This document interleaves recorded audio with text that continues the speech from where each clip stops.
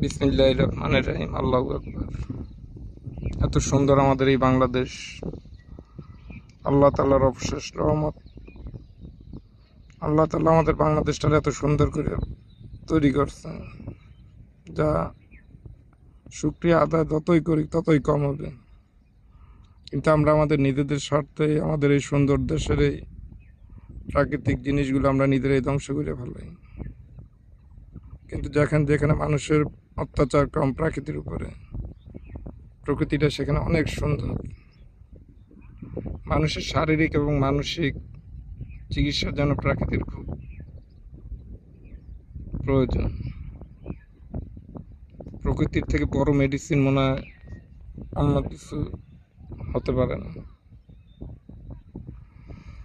তাই নিজেদের সুস্থ থাকার জন্য প্রকৃতিরও সুস্থ রাখা প্রয়োজন। নিজেদের স্বার্থ একটু বিঘ্নিত হলেও প্রকৃতির বাড়তে দেওয়া উচিত, প্রকৃতির তার নিজের ধারায় চলতে দেওয়া উচিত।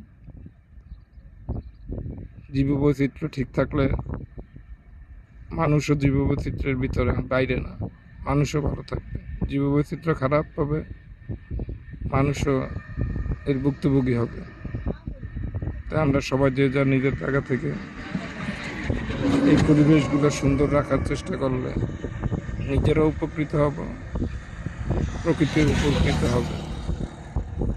আসলে আমরা সবাই মিলে এই প্রকৃতি রক্ষা করার জন্য যে যা জায়গা থেকে যতটুক পারি ওটুক আগায় আসি। আল্লাহ হাফেজ। আসসালামু আলাইকুম।